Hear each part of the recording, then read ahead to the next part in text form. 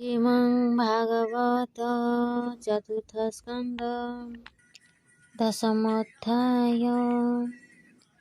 विष्णुर चरणे ध्रुव करि धीरमति, श्रीकृष्ण चरणे चाहि आरंभिली श्रुति।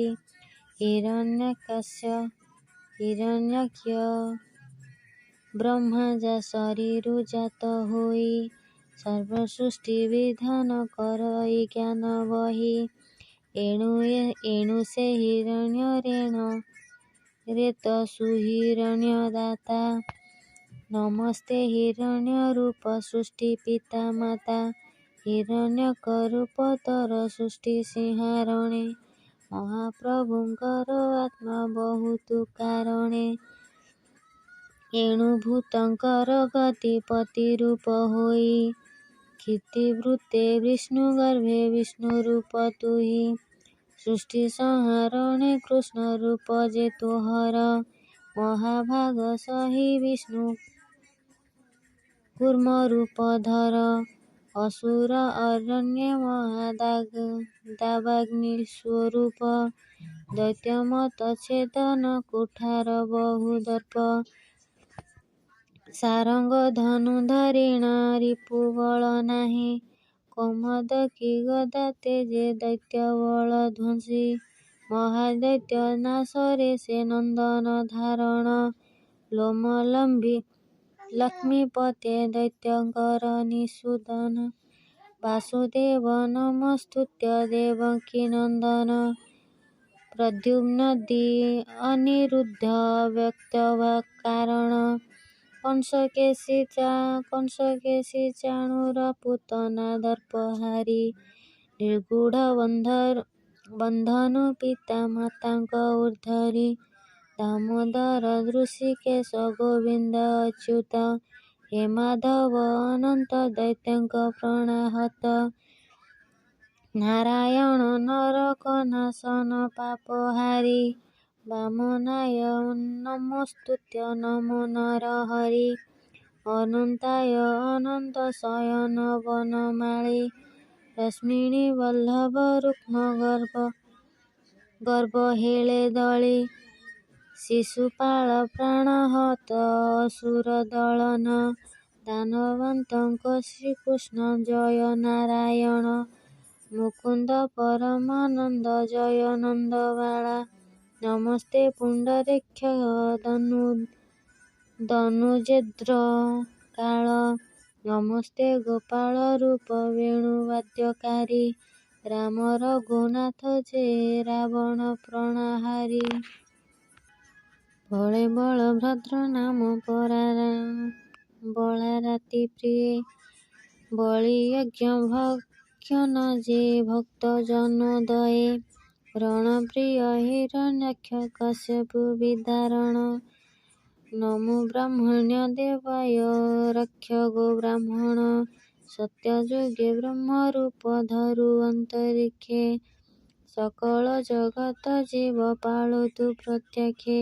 समस्त शिରରେ नमो सहस्र बंदन, सहस्र बाहुनाशील सहस्र श्रवण।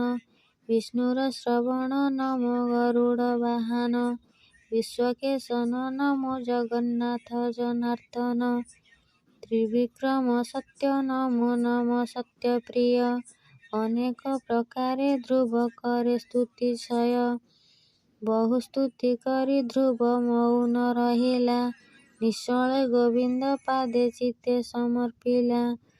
एमନ୍ତ भक्ति भाव गोविंद जानिले, गरुड़ उतुरी ध्रुव समीपे मिलिले।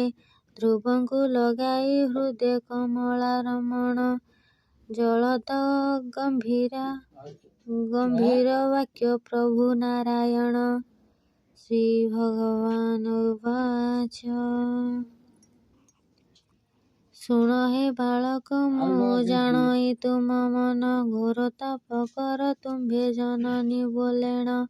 तोहर मन वांछा त जाणई मु भले, ध्रुवलोके बसाइबि जननीर तुले। ध्रुवलोक अधिकार तोहर होइला, କୋଟି କଳ୍ପାନ୍ତରେ ଯାହା କେହି ନ ପାଇଲା। ତୋର ପିତୃ ପିତାମହ ଗୋଚର ସ୍ଥାନ, ସେ ପଦକୁ ଭୁଞ୍ଜି ନିତ୍ୟ ବସତୁ ଆସନ।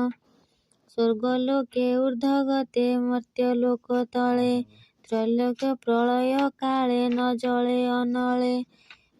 ଶିଶୁମାର ଚକ୍ରେ ବସ ଧ୍ରୁବ ଅଧିକାରେ, ସେ ଚକ୍ର ଭ୍ରମରେ ଭ୍ରମେ ସରି ଦିବାକାରେ।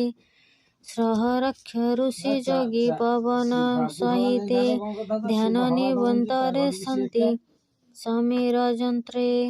ସେହି ସ୍ଥାନ ବସ ଗ୍ରହ ଚକ୍ରେ ତୁ ପ୍ରତ୍ୟକ୍ଷ, ଉଚ୍ଛେ ରହି ମନୋରଥ ପୂର୍ଣ୍ଣ କଳ୍ପ ସଂଖ୍ୟେ।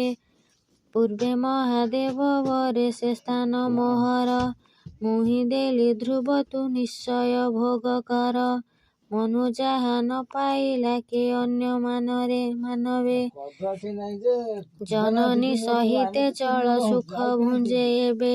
ପୂର୍ବେ ତୁହି ବ୍ରହ୍ମପୁତ୍ର ରାଜପୁତ୍ର ସଙ୍ଗେ, ମାତୃବୋଲ ଶୁଣି ଚିତ୍ତ କଳ୍ପି ଅଛି ଭୋଗେ।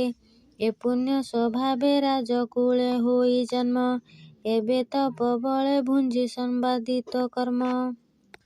ଶୁଣ ଅବହତି ଚିତ୍ତେ ମୁଁ କହିଲି ତୋତେ, ତପସ୍ଥାନେ ରହି ସ୍ତୁତି କଲୁ ଯେତେ ମତେ। ସର୍ବଶ୍ରୋତ୍ରମାନଙ୍କ ରାଜା ଏ ପ୍ରତ୍ୟକ୍ଷେ, ଯେ ନର ଏ ସ୍ତୁତି କରେ ମୋହର ସମ୍ମୁଖେ।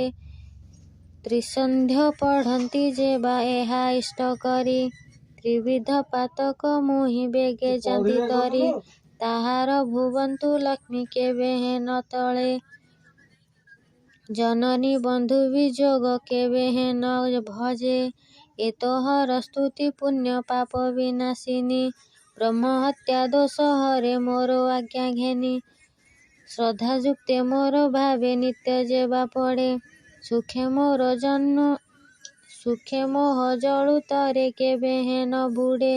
ଏମନ୍ତେ ପ୍ରସନ୍ନେ କହି ପ୍ରଭୁ ଚକ୍ରଧର, ସନ୍ତୋଷେ ଧ୍ରୁବକୁ ଚାହିଁ ଧରିବେନି କର। କହନ୍ତି ମନୁର ବଂଶେ ଜନ୍ମ ତୋ ଶରୀର, ନର ନାରାୟଣ ଦେବତାଙ୍କ ଅଗୋଚର।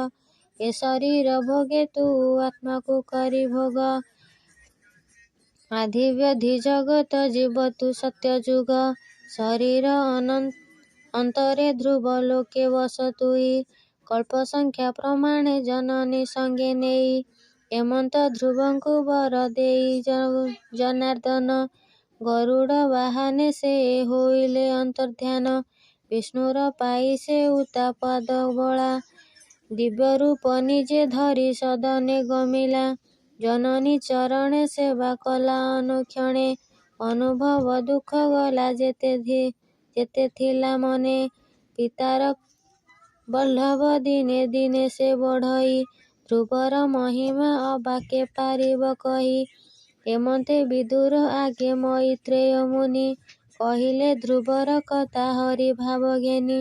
ବିଷ୍ଣୁ ପଦିତିରେ ରହି ପରୀକ୍ଷିତ ଆଗେ, ଭାବ ଭକ୍ତି ଯୋଗେ ସେ କହିଲେ ଅନୁରାଗେ। ସାନନ୍ଦ ମନେ କହିଲେ ବ୍ୟାସଙ୍କର ଶିଷ୍ୟ, ସେ ଚରିତ କଥା ଯେ ପବିତ୍ର ପୁଣ୍ୟ ରସ। ସାଧୁ ଜନ ହିତେ ମୁହିଁ କଲଇ ପ୍ରକାଶ, ଭାବ ପଦେ କହେ ବିପ୍ର ଜଗନ୍ନାଥ ଦାସ। ଇତି ଶ୍ରୀମଦ୍ ଭାଗବତେ ମହାପୁରାଣ ପରମାଂଶ ସଂହିତାୟ ବୈୟାସିକ ଚତୁର୍ଥ ସ୍କନ୍ଧେ ଧ୍ରୁବ ତପସ୍ୟା ଚରଣେ ନାମ ଦଶମୋଧ୍ୟାୟ।